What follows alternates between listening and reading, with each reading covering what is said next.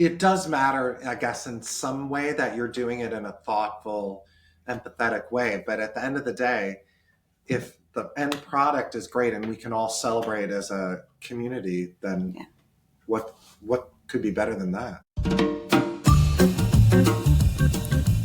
Hey there, design enthusiast. Welcome to Inside the Design Studio, the podcast where we unravel threads of life and design. I'm your host, David Peck, your guide through the cosmic wonders, the tangible touches, and the delightful twists of creating a life you absolutely love. Today's episode is a special peek into my eclectic toolbox, the secret weapons I use to design a life that's as vibrant as my creations. So grab your metaphorical sketchpad and let's dive into the art of intentional living. Welcome inside the Design Studio. Today, my special guests are Hillary, Hart, and Dan Knechtges from Theater Under the Stars. Very excited to have you.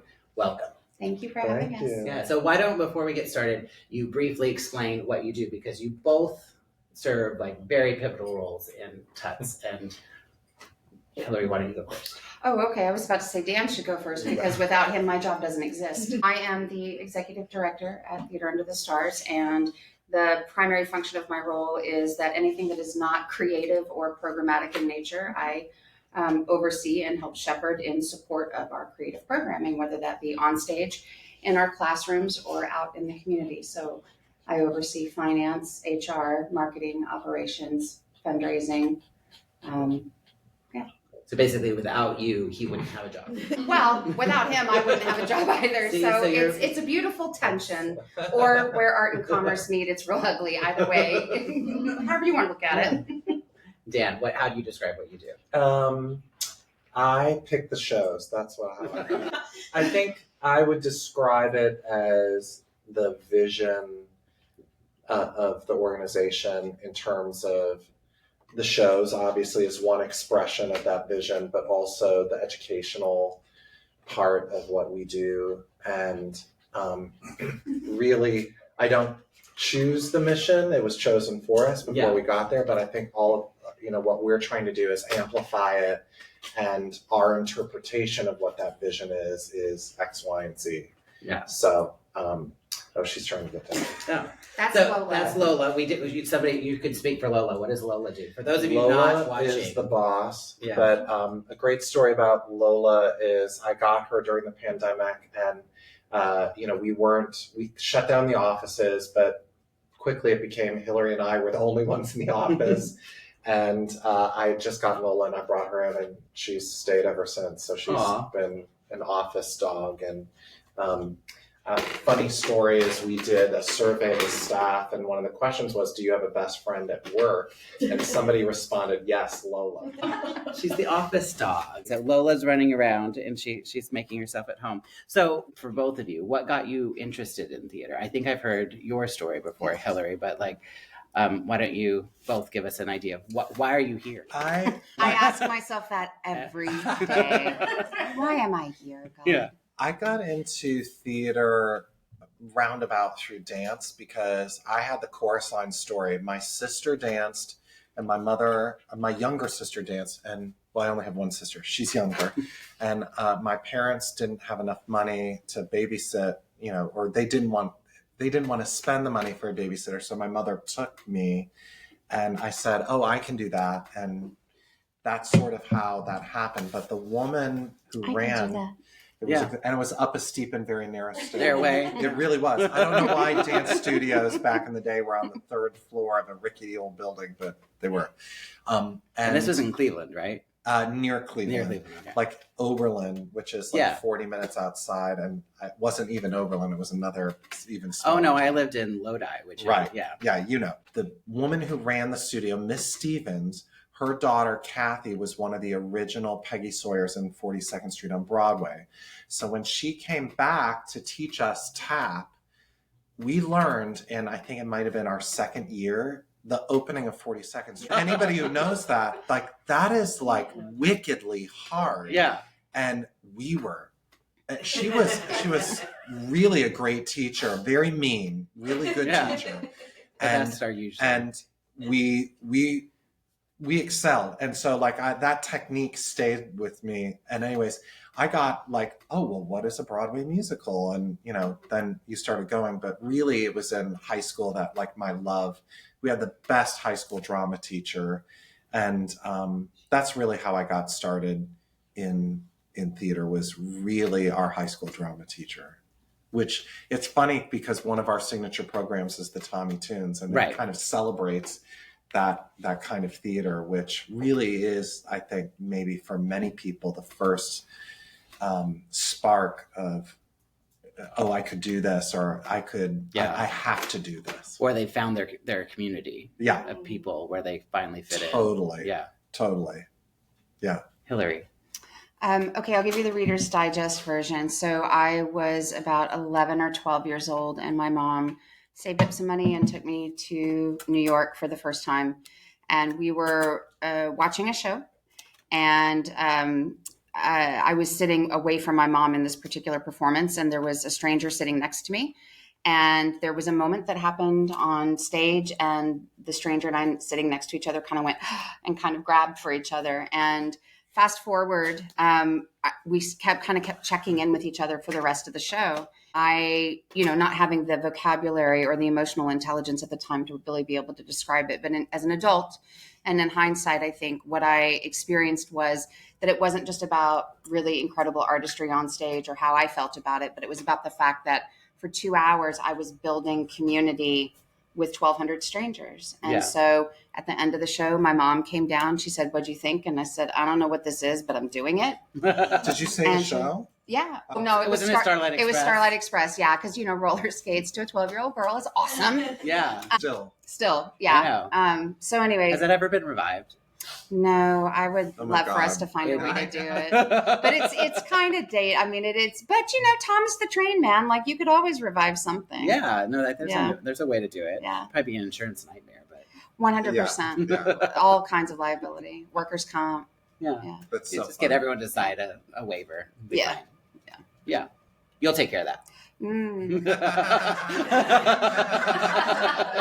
Sure will. Yeah. So speaking of TUTS is really, I've been involved with TUTS, I guess, for, I don't even know how long when I first really began, but I feel like it's been a part of my life ever since I came to Houston in one way, shape, or form, because I feel like we've had clients who've been really involved. And then I got involved, and I've seen so much how the vision that I think that was always there in the organization has really grown and kind of blossomed, and there's so many new things on the horizon. What is your own personal take on the TUTS vision? And well, I think I kind of go back to our origin story, right, which is Frank Young. In 1968, Frank Young saw this hole in the fabric of the community, because this was pre-mass touring, this was pre-Broadway across America, this was pre-everything. And so he saw this gap in our arts and culture ecosystem, and also in what that could mean for the larger community in terms of arts education and performance training and that kind of thing. And so he went about finding ways to plug that. And what came out of his kind of just I don't want to say it was a knee-jerk reaction, but this reaction to a need in our community has suddenly now 56, 57 years later blossomed into, a year-round performing arts organization that runs 2 schools. And I think for me, when I think about the future of the organization and the vision that we've laid out for it moving forward, is that it's actually addressing that exact same need, but it is taking it to what is the next evolution of our sector?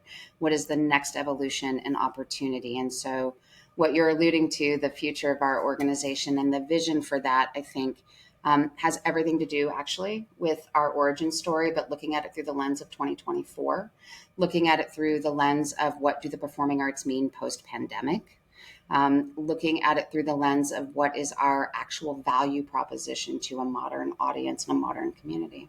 Yeah. For you, Dan, what is it? I think all of those things, but I also think in the future, or how do we amplify what the original vision is to, what it is today. I think of Houston, and I think how original Houston is and how underrated it is on the national scene. Yeah. I think we withered through the pandemic, the racial reckoning, the social reckoning. We're now withering through this election, and I kind of think we're an amazing city. And I think we have some social answers to that that could be reflected in the art that we do, that could be broadcast to a much wider audience than just Houston. And I'm looking forward to hopefully finding what that is and how do we export that, not just for Houston, but for the wider world. And how do we do it in an entertaining way and a thoughtful way? The community here is just incredible. And I think I've worked in every major city, every major theater in this country, and this is truly unique. Yeah. Truly unique. Well, Houston is, I mean, according to researchers here in Houston at the Kinder Institute, is like the city of the future because of its racial diversity, the socioeconomic diversity of the city. Like, it really is what a lot of major cities are going to look like, or even smaller to mid-sized cities are going to look like, in the next decade, 20 years. And so we have a really special opportunity. How do you see TUTS fitting into the really vibrant and diverse community of Houston? Because sometimes I feel like theater has a reputation for being either highbrow or not inclusive. And I think TUTS is anything but that. I would 100% agree with that. And I think that, part of it is, it's going to sound kind of simple and stupid, but you have to just do the work, right? Mm-hmm. Rather than virtue signaling a thing or talking about it. Just do it. Just do the work. And I think that what you experience being so connected to us, and even just coming, as just a patron, right, and seeing a show, even if you're just a single ticket buyer, or you're a student enrolled in one of our classes, you actually can feel on inherently that we are a company that actually just does the work. It's like that saying, like a lion doesn't have to tell you it's a lion. Right. And I think that's part of what makes TUTS so special. I would also say that there's an authenticity to the work that we do, which is not always found. I would agree with you. I think that a lot of people think that the performing arts are capital A art, and that there's a barrier, whether it's socioeconomic, whether it's subject matter. And I think one of the things that TUTS does really well is that we do genuinely go into our programming with a thoughtfulness around representation of the plurality of voices that we serve in the community. I'm a huge proponent as a 501c3 nonprofit. We have an obligation and a responsibility to serve the community that we reside in. And at the point at which we are not doing that, you have to call into question why. And if there's not a good reason, you have to change. And I think we've been pretty responsive to that change. I also think one thing that we have built in, and I think it's up for discussion if we want to change it, but we do musicals, and musicals are the best mechanism for the medicine. A spoonful of sugar helps the medicine go down. And the art that we do, you're going to be so entertained and thrilled, and then you're going to go, wow, in Hairspray, they said this. Yeah. In Color Purple, they said this. Right. In Dreamgirls, this happened, but I was so wowed and entertained and I was crying. In Les Mis, they said this. And so I think musicals are positioned to be the best way to convey those issues, especially, like, as I said earlier, all of the what we do in the community. One thing that I said in my interview to get this job, and it's still the same, is that musicals, American musical theater, started on the Lower East Side of Manhattan, where Jews, African Americans, Irish, every type of ethnicity was mixing, and their cultures were colliding, and out came the American musical. Right, How and it's fabulous. uniquely American. Yeah. And guess what city is set up for that? Yeah. Houston. Yeah. We're the new Lower East Side. He's so lucky. Yeah. As Yeah. they say in Yiddish theater. Yeah. No. But so I do really believe that a spoonful of sugar helps the medicine go down. Yeah.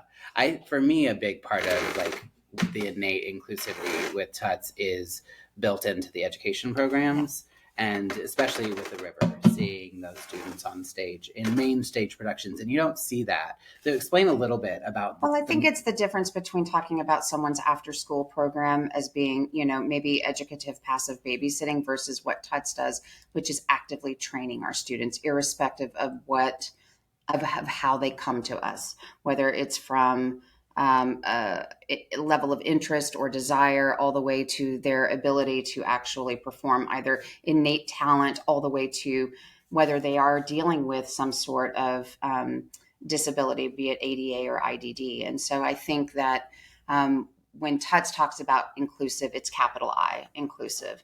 And it's not just a passive program. It really is that idea that we are looking to, yes, provide avenues of expression and self-exploration. Jan and I joke all the time. It's like, yeah, if the next Adina Menzel comes out of our program, you bet we're going to claim her.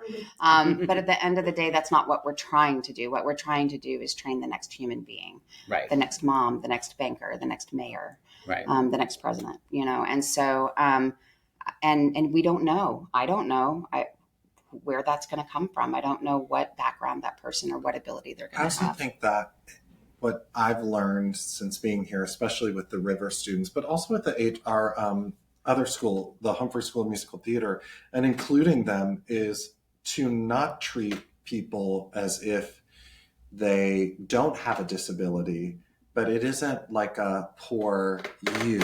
It is actually that disability or their special skill is something to celebrate and something that they deal with on a regular basis, and we should too, in a very thoughtful way. Like, you're casting people for certain abilities, but we cast the River students for their abilities as well. So, and by doing that, I think it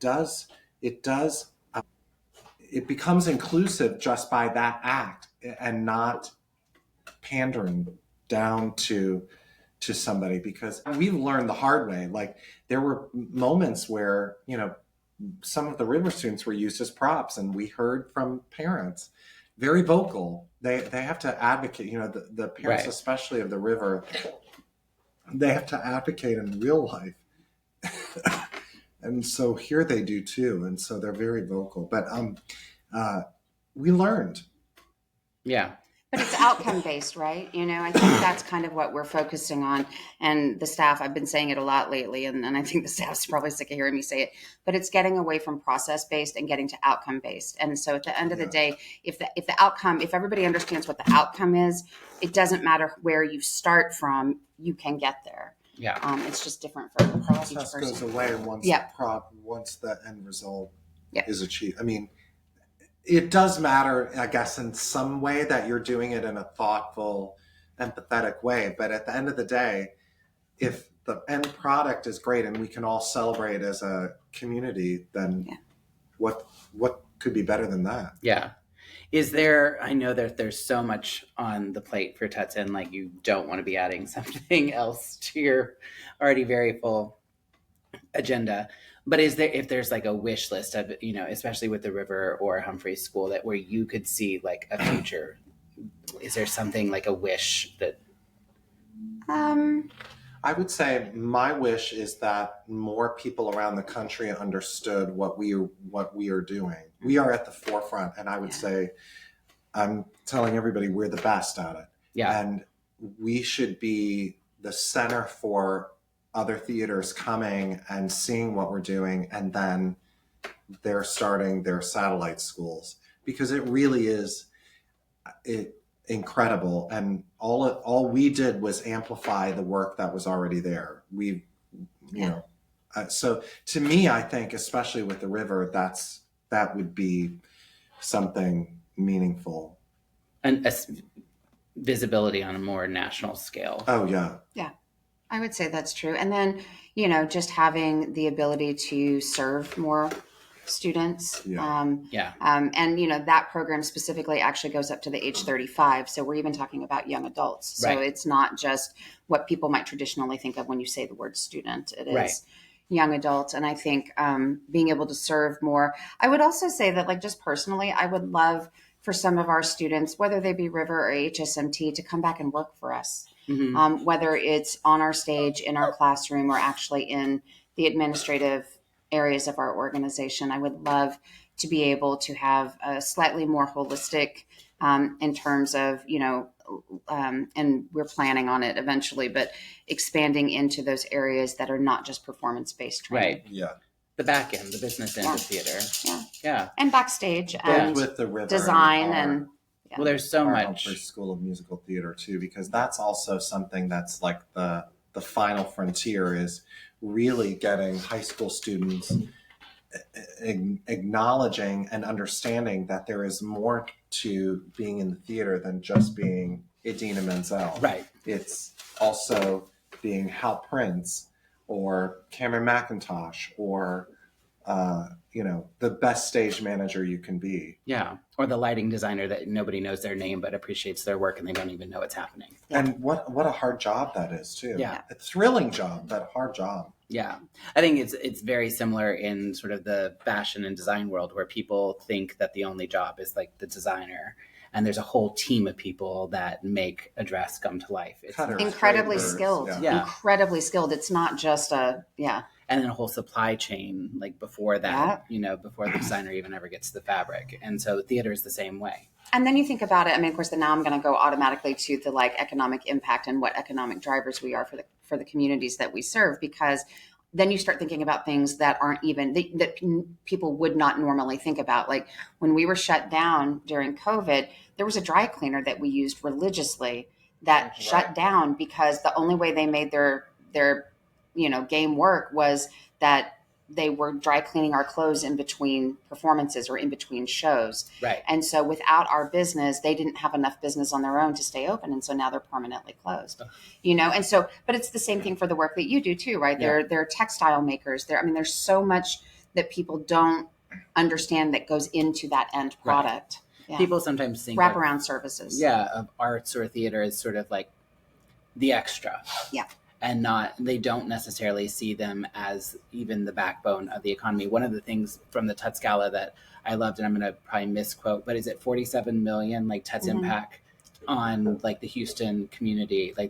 You've generated $47 million worth of every year. Yeah, every year. $47 million is our piece of what is a $1.4 billion sector here in Houston. That's incredible. Arts and culture contributes $1.4 billion every year to the city of Houston alone. Yeah. And our piece of that is 47 million. But yeah, it's impressive. It's not a lot a small of people. number. It's a lot of people. It's a lot of mouths. It's a lot of jobs. Yeah. It's a lot of tax dollars. It's a lot of everything. Yeah. Yeah.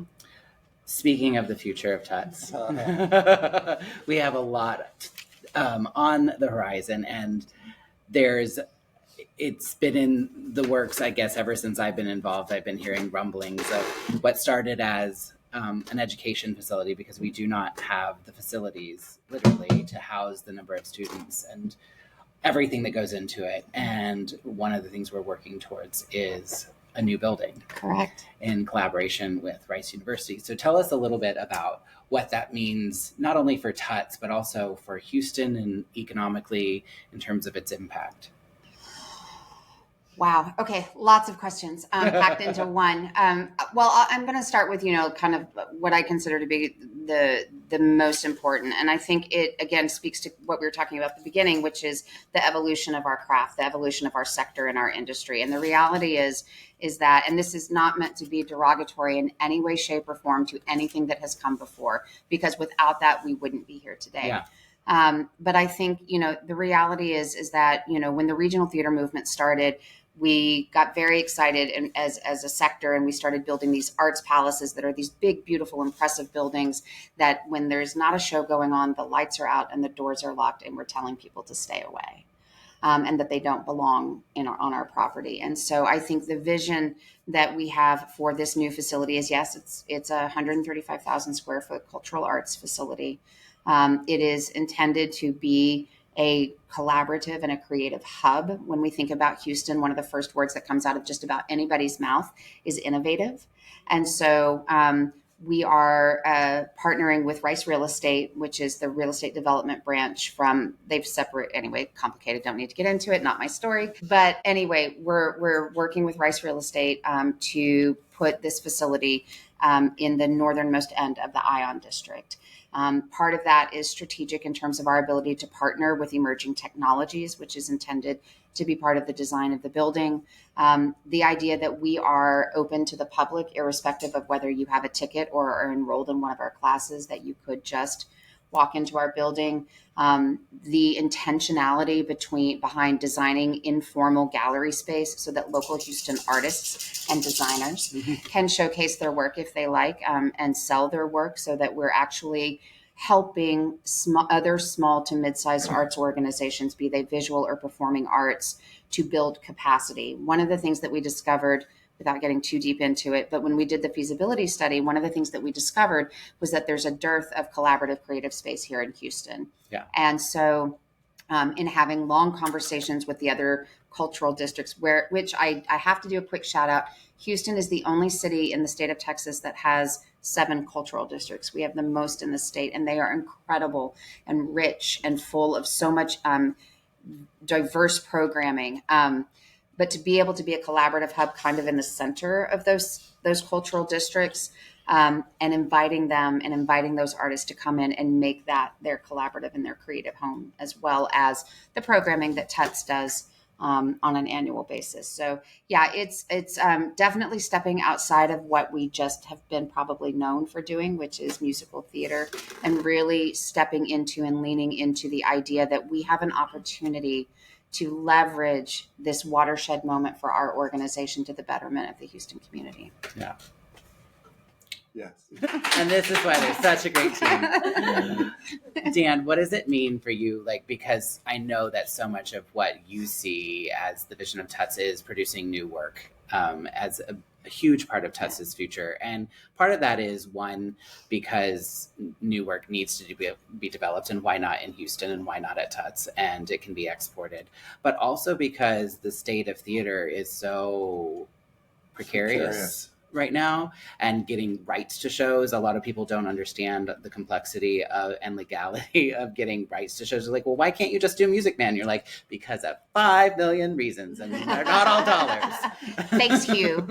So, but some are dollars. Yeah, some are dollars, but some are like real, like licensing problems, and like markets, and like all of these things, which end up being huge hindrances to especially regional theater. But I would also say on some of those shows, the numbers of like people wanting to see that aren't what you might think they are. Even though it might be your favorite show, it's not in the cultural zeitgeist favorite show. So we just have to be very careful on those, especially older shows, how we do them, and which shows, and well, and part of the reason, all of that. But I think new work, frankly, is, it's interesting, right? Because it's the harder thing to quote unquote sell, but it is also the thing that will eventually, and it's the long game of getting more stability financially for the organization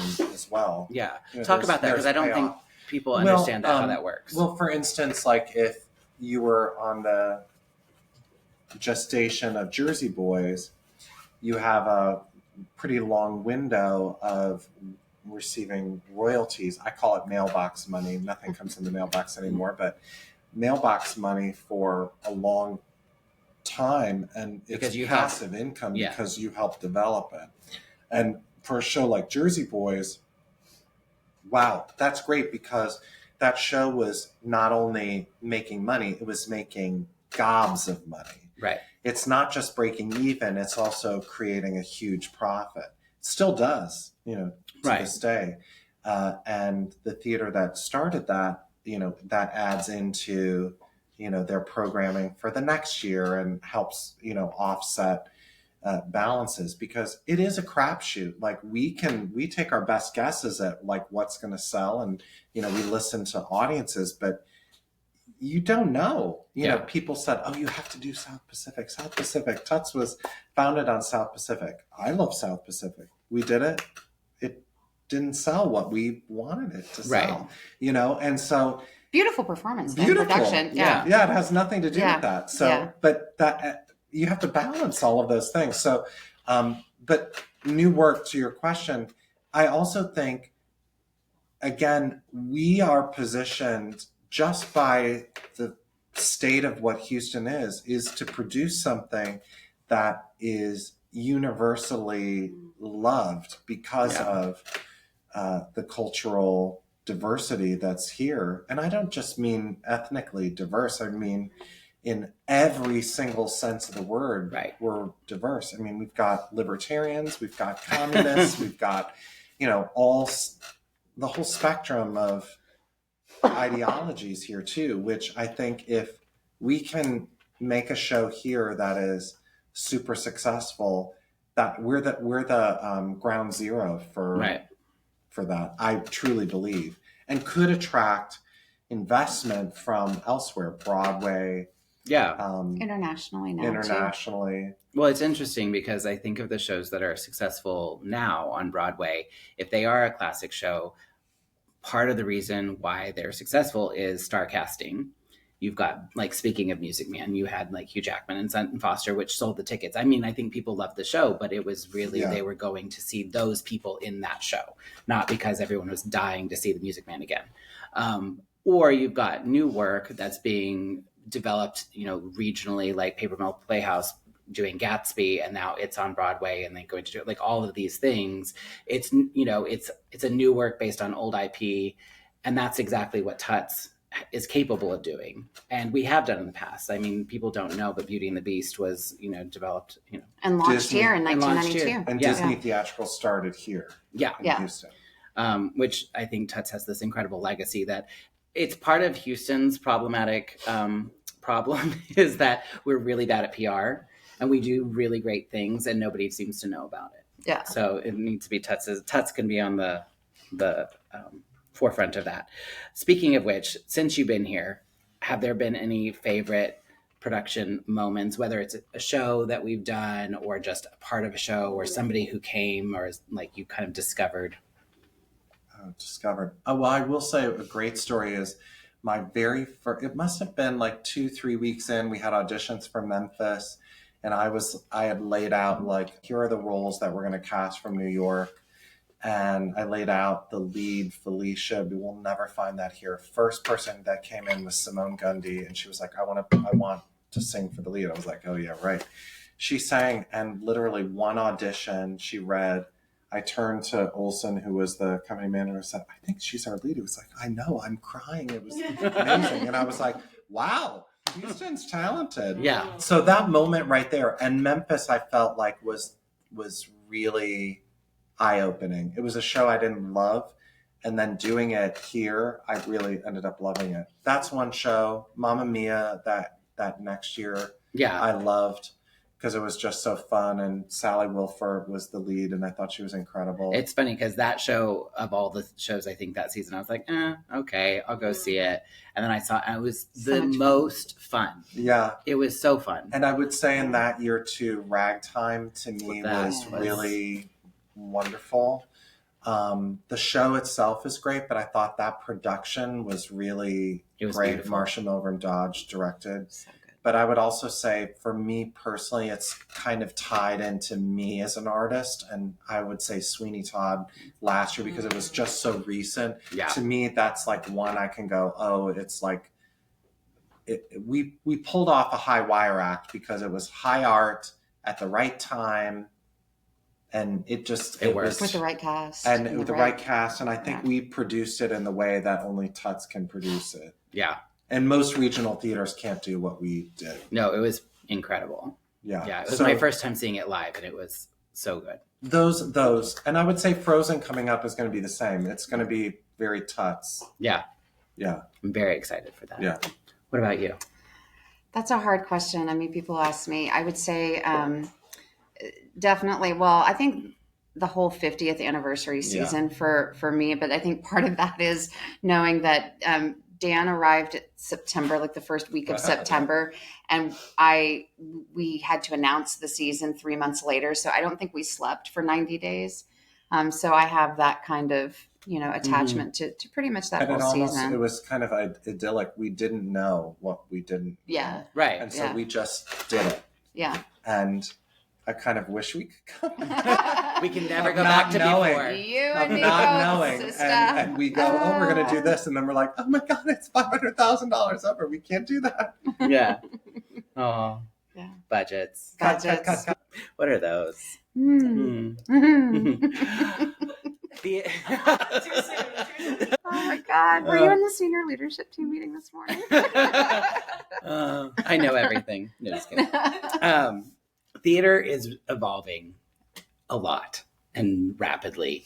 And people, especially I think Broadway with like a big B in New York, like is really trying to figure itself out. It's never quite come back after the pandemic. And, there's a lot of theories and speculation about what makes it work and what is going to work and what is the future of theater.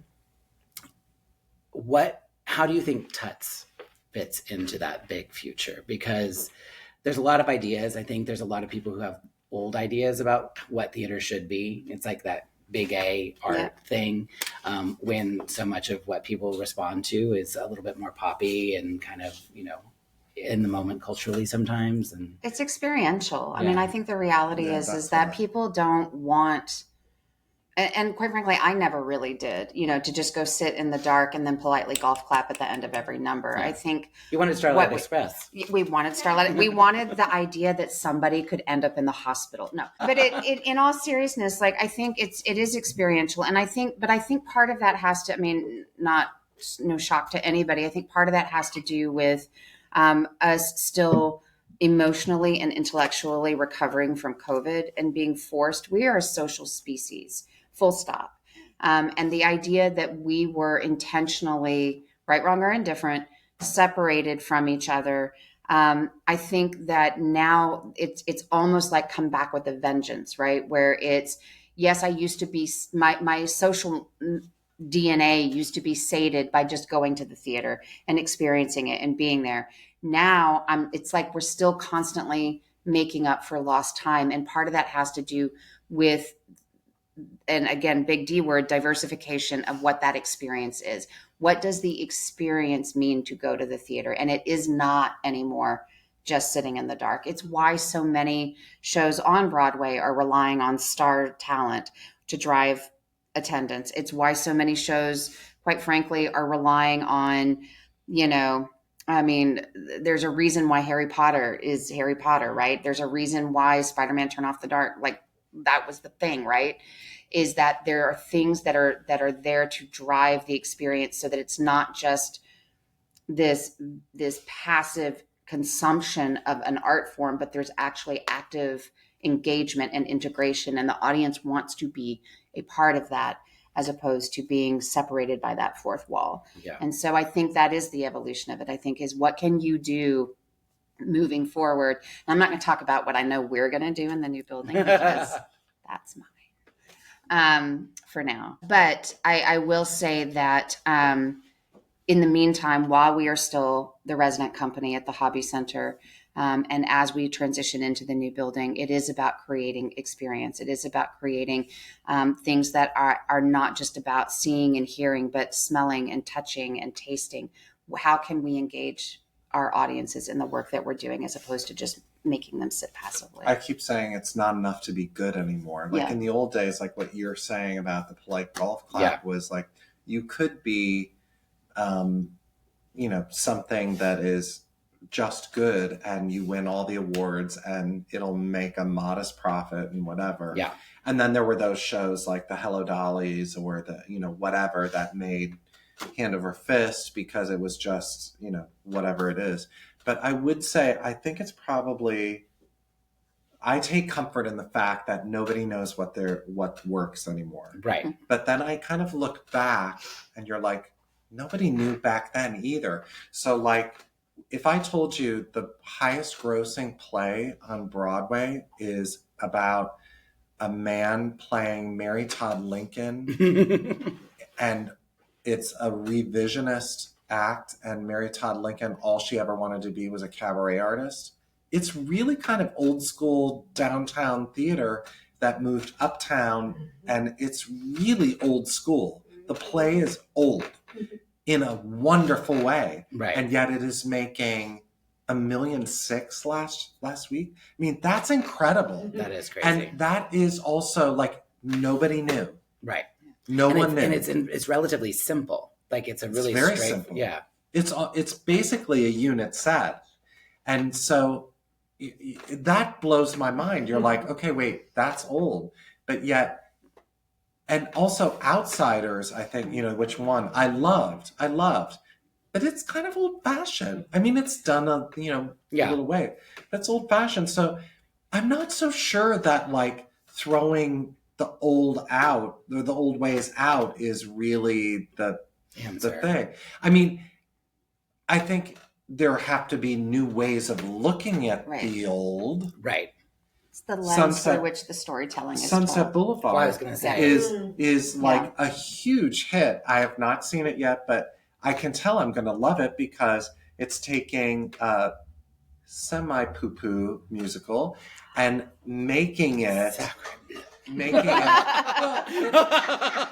upset a few people in the audience, Dan. It had 2 good songs, so that's more than most musicals. It's redoing it in a way that is postmodern, that is offensive to some people, which I think is exciting. I would love to go to the theater and be offended. Yeah. I'm never offended by anything anymore. I mean, and that's part of our society too. Well, and it's hard right? too. Like I think especially like even with TUTS Regional Theater, you do run the risk of like offending people, and that's hard for programming. It's very hard. But it's also knowing where your pockets are and kind of. No, but like Sunset is really interesting because they took a musical and turned it on its head, and it's like, but they're using everything. They're using audio, visual, like they've completely. And it's now, and it's simple in a way. I mean, it's very complicated intellectually, but it's simple in the execution, and so, that's a version of that too. I kind of think like it. But they're all hitting on a thing of like an experience, like, oh, Mary, you go. And like, you literally feel like at the end, you've done 2,000 sit-ups because you've laughed so hard. Yeah. And so that's an experience. It's visceral. It isn't just intellectual. And it is intellectual because it's working on this level. Yeah. But Sunset is, I'm assuming, the same way. Like people are like standing up mid-show and giving her a standing ovation. Right. Who doesn't want that? Like, I want to be thrilled. You want to have that experience in the theater. Yeah. Well, and a lot of, I think, some of the most successful shows recently that have transferred to Broadway are like city center productions that have transferred like into the woods or whatever. And they're relatively simple in their execution. Like, they're not complicated sets or whatever. I mean, they've got great casts, but like. I think it's more the cast, I mean, for those and maybe the show itself. But we've tried on certain shows too, like Sweeney. We wanted it to be I wanted people scared and laughing at the same time. Like dual emotions are really attractive things to an audience goer. Of like, I'm crying and I'm laughing at the same time. I love that. Like pulling that off is like the hardest thing to do, or being laughing and being horrified or being scared. Opening night of Sweeney Todd, when we had one of the actors in the opening go into a box, and a woman literally in her chair almost fell over and like did this thing. And it was literally, the audience was cackling because she was so scared and startled. And I was like, that's it. That's like why we go to the theater, to commune with one another. And the deeper that you can make that communion, that's experiential, I think. Yeah. For especially kids, maybe young adults, or people who are maybe not so young and have kind of like wished that they were the theater geek, what advice would you give to them if they wanted to get involved with a company like TUTS or just get into the arts in general? Is there anything else you like doing? That's what I No. would say. That's actually what I would say. No. It'll break your heart. Yeah. It's it's a joke, but at the same time, I mean, that's exactly what I mean, that's what I came into the industry with was, as I was trying to figure out where my place was, you seek advice from people. And I would say that 3 out of 4 people, when I sought advice on my next steps, they're like, no, seriously, is there anything else you like doing? And it's not because it's because it's that adage, right? Like the risk is equivalent to the reward. And so, in our industry, you risk a lot and you sacrifice a lot depending on where you are and what your investment is. But you get so much back, And I think, we talk sometimes where it's like, outside of rigging, which for those of you who don't know, rigging is the thing that hang. Not elections. Yes. No, David. Too soon. Damn it. But like if we fail at what we do, right, no one's going to die. Yeah. But if we succeed at what we do, we have the opportunity to save lives. Yeah. And I think that you have to know that going in, and I think you have to embrace that going in, and I think you do. I mean, we spend a lot of time at the theater.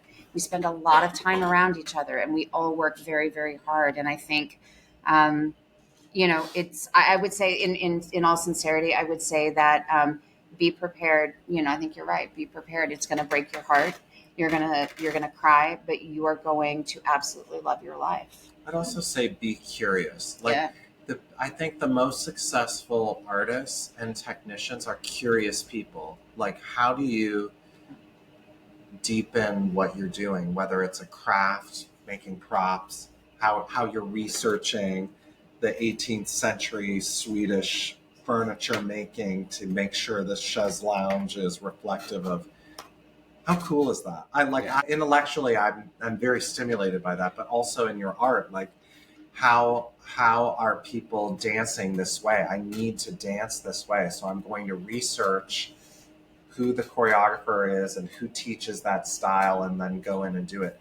It does require a level of scrutiny that I think some people think, oh, I just want to be famous, and I was like, I always have to do everything the hard way. So that to me was never an option. I always had to dive deep.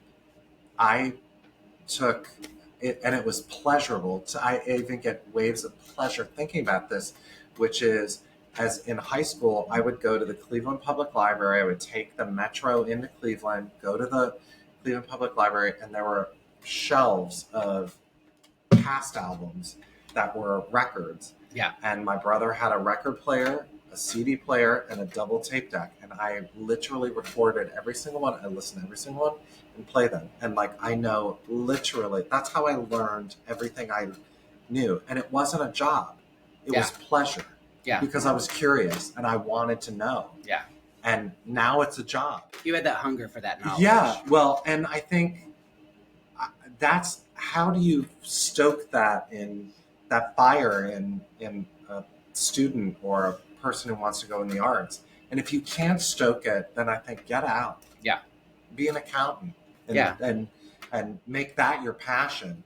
But that to me is like finding your passion and curiosity within the arts is really key.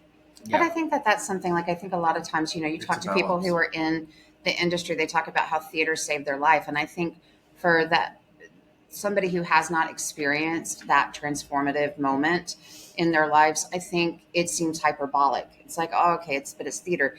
But I think what people don't realize, and I think what's interesting is that there are other industries that are starting to realize it, and it's starting to crop up at universities all across our country right now.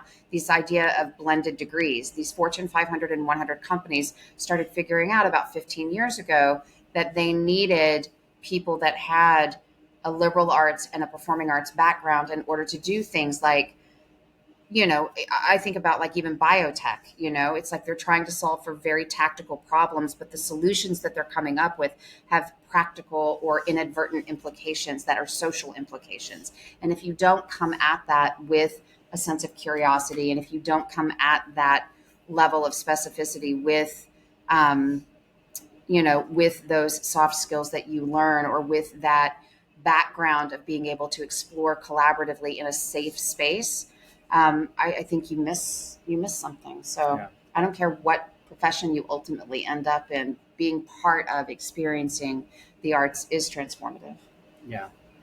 Okay. So let's just say some really wealthy benefactor. I'd love it to be me, but somebody. You're going to win the lottery. Yeah, I'm going to win the lottery, and I'm Yeah. going to give you a blank check Yes. to put on any production you want, and it doesn't have to be successful. Nobody has to come, and you can do it any way you want.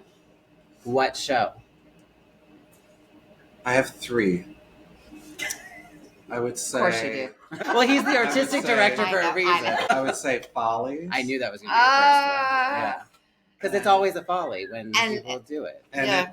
Almost bankrupted TUTS twice, right? Yeah. Yeah. And I would go see that for you. I'd be your person in the audience for you. I would spend money on costumes and stars. Yeah, Because and hopefully you do a pro shot, and then that would. Yeah, right. And then I would say Sunday in the Park with George. Yeah. 2 Sondheims. And then Yeah. my third would be chess. Oh. Yeah. Yeah. I remember when that toured in the early 90s, and it opened at the Buell Theater in Denver, and it was like the biggest thing. And I remember seeing the ads for chess. We tried to get it. We can't get the rights. We tried to get Sorry, it. those are good shows. I like I that. have several others, but those are 3 that come to mind. Yeah. And would there be anything you would do And to a new them? music. Really what I would do is if you're a benefactor listening, what I would say is you should be commissioning a new work. Yeah. Yeah.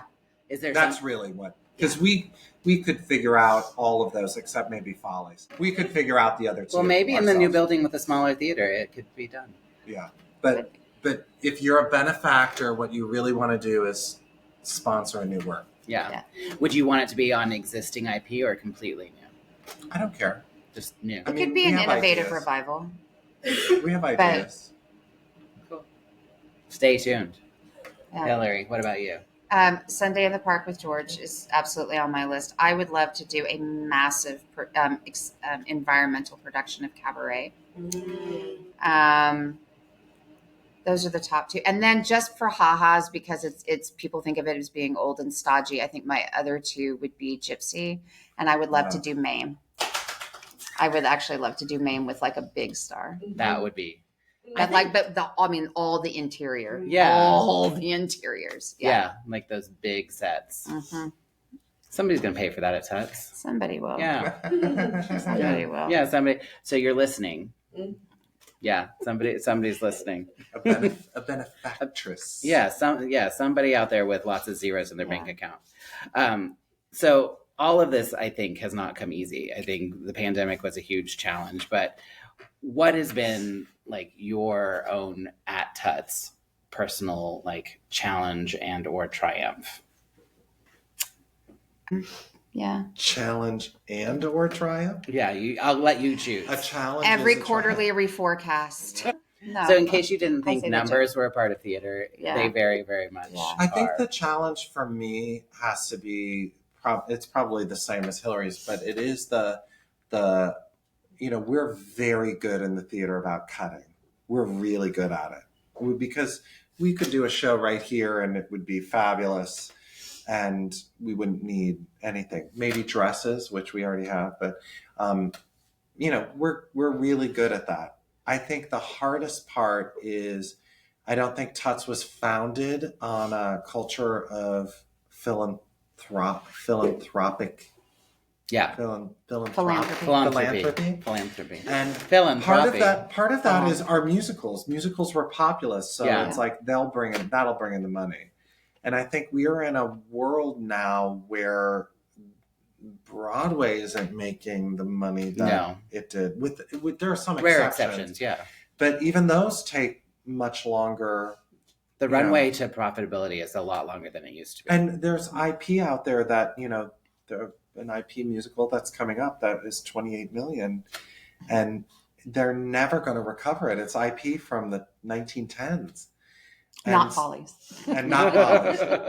And so to me, I think that is really the hardest challenge of like, how do we convey the PR, as you said, problem of making that. I think maybe it is the same thing. The strength of what we've done, or the thing that I would, yell from the rooftops, is we've gotten the most bang for your buck out of what we're doing. Like, I think people think we spend quite a bit more than we do. Yeah. You're scrappy. We're very scrappy. Yeah. Well, and I think it's interesting because there are other art forms, especially in Houston, like the opera, the ballet, that have their business model is not necessarily based on selling the most number of tickets. Nope. They have donors who help support the productions, and it's great. But for whatever reason, musical theater is put into a different class. Like, it should sell and make money, and there's no. Well, those art forms are hundreds of years older too. So the ballet started in a court that was funded by Louis XIV. Right. So it started with philanthropy. So musical theater was not. It was started to make money. It was. Yeah. And so in a world where it's increasingly hard to make money, it's hard. And it's also like part of the struggle, I would imagine, with TUTS is that we have a limited run for the shows. And by the time word of mouth gets around, sometimes, the show is gone. And it's like, oh, I wanted to see that. And it's not there anymore. And And I think that's part of the next iteration of our business model too, right? We are going to have to sit down on a macro level with the Dramatists League and have a conversation about streaming rights, like a meaningful conversation about, what does it look like to create ancillary programming? And don't get me wrong, I would never advocate for a two-dimensional substitution for the in-person experience. Right. That's not it at all. But there are things that we can do that can help our business models evolve, that we currently, it is either cost prohibitive or because of collective bargaining agreements, we're not allowed to do them. So well, the industry has to evolve and change, and it will. And hopefully TUTS is going to be right there along with it. We are. Yeah. I do want to say, though, for me, just to talk, I mean, I think one of the things coming out of, like, one of the things that I'm the proudest of, is coming out of the pandemic is that despite all of the challenges, and despite that we are all in probably we don't even really know, but if you had to estimate, another 3 to 5 year recovery runway, just to get to whatever new normal is supposed to be. I do think that TUTS has done an exemplary job in terms of the product that the staff has come together to create. I think we have one of the strongest staffs in the city of Houston, certainly in our sector.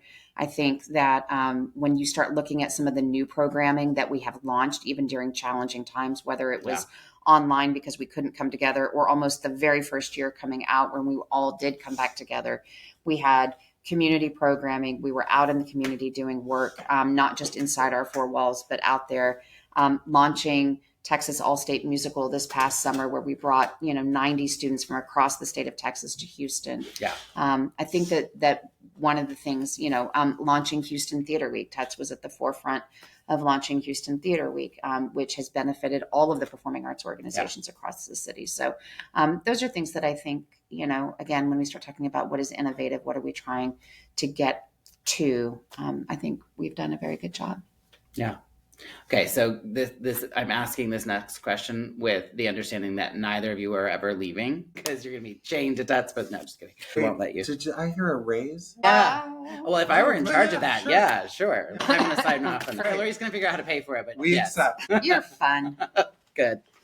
But when eventually you somehow depart this earth and are no longer at TUTS, what? Dead at my desk. Yeah, dead at your desk. At my desk. Somebody Adams, your head hits and it reverberates through the whole thing. Yeah. So when that happens, what is one thing you hope people remember of your time at TUTS? Wow. Well, I hope let's end on a happy note. Why don't we? I hope that they think that it was entertaining. What are we laughing at? I'm sorry, I went somewhere in my head that was totally inappropriate, so I apologize. I apologize. I hope they think it was entertaining. Yeah. And entertaining doesn't mean like ha ha ha or whatever. It means all the emotions. Yeah. Which could be crying, laughing, and I hope it not only affects them, but affects their whole family, their grandchildren, their children, themselves. So you basically want to haunt them for the rest of their life. Yeah. I like it. What highly inappropriate thing did you want to leave people with, Hillary? Nope. I want to keep my job, David. I want to keep my job. No, I mean, it was sarcastic and amused me, but probably wouldn't amuse others because that happens quite often. I think at the end of the day, I hope that whatever time I'm allowed to be at TUTS, that I hope that at the point at which I leave, that people can say that I genuinely left the organization in a better place than when I found it. So, well, so far so good. Yeah. Fingers crossed. There we go. Well, thank you both. Thank you for being inside the design studio. I can talk now. And we'll see you at the next production, which Frozen is coming up. Frozen. Yeah, don't miss it. It's the first show that we've done. I figured this out. First show that we've done truly from the ground up since the pandemic. That's crazy. And it's a full reimagining. Brand new. Yeah, tell us that we haven't talked about. Tell us about Frozen. Yeah, it's been a 2-year process where Disney approached us about doing one of the first licenses, and we said yes. We applied. We were accepted. They told us we were the best, which we will be. And it's designed from the ground up. New set design. We have so many people on this. It's new sets, new costumes. Over 300 costumes in the show. Wow. And that's for the most part all built locally here. It's that's not crazy. Shipped out to another country and whatever. There's one set of costumes that's being built in Sacramento, but that's incredible that can be done here. New lighting design. We have video projection. We have special effects. We have a award-winning puppet designer here in Houston, Afi, who is building our Olaf and our Sven. I'm exhausted already, and we haven't even really begun. But it's really incredible that we're doing all that. There are a lot of special effects. Yeah. So just for people who are curious, so TUTS is building this entire production. It's obviously a huge investment, a lot of time, money, resources, all the above, getting all the approvals from Disney. This isn't just we decided to do Frozen. It's like the real deal. It's a big deal. What happens, hopefully, to a show like this after it's run at TUTS? Well, the physical production is being built so that it can be shared with other theater organizations across the country. So as the licensing for the title opens up, it's another way for us to recoup some of our initial investment and have some passive income coming in. Right. On the so back end. A theater in, let's say, Tulsa or something could. Anybody could. They could, just contact us and say, here are my dates. And we look to see if it works. And then they can rent the set from us. Hire Dan to direct and choreograph if they want. But yeah, there's a whole nother line of business attached to when we make an investment like this in a show. It's a long-term payout, but eventually it does, especially with a title like Frozen, it will recoup. Yeah. And for people who don't understand, so there's the original touring production of Frozen that happens but why would Disney be interested in sort of more regional productions or productions that are not because the licensing part of it is really where the money lies. They'll make the most money out of licensing. So, Theater Under the Stars, our royalties are pretty high that we pay them. But if you also then go to every high school that'll do Frozen, that's thousands of high schools, and just, you can multiply the dollars coming in. So successful versions of it locally where it's not doing all the tricks that Disney did, if we're solving it different ways, which we are, and it gives all of those other theaters an opportunity to do the show, and therefore without having to have all of the high dollar investment in the back end. Or they may not even have the theater that's capable of doing all of those things. Right. Yeah. So it's really fun to be able to do that and use the muscles of our organization to, like, we get to flex that. It's also pretty daunting. Yeah, it's a huge undertaking.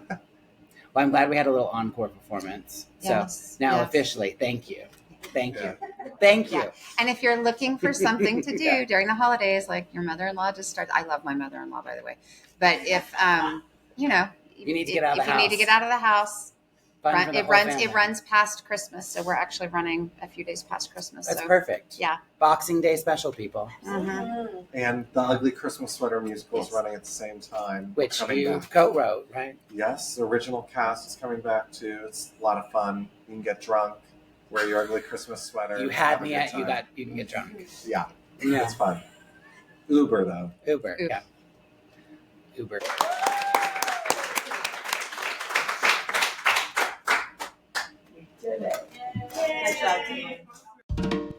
And there you have it, another episode of Inside the Design Studio in the books. If you enjoyed this exploration of life's design, hit that subscribe button so you never miss an episode.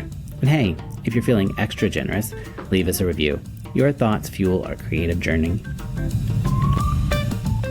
I'm David Peck, your design companion on this adventure. Until next time, keep crafting a life that's as captivating as your favorite masterpiece.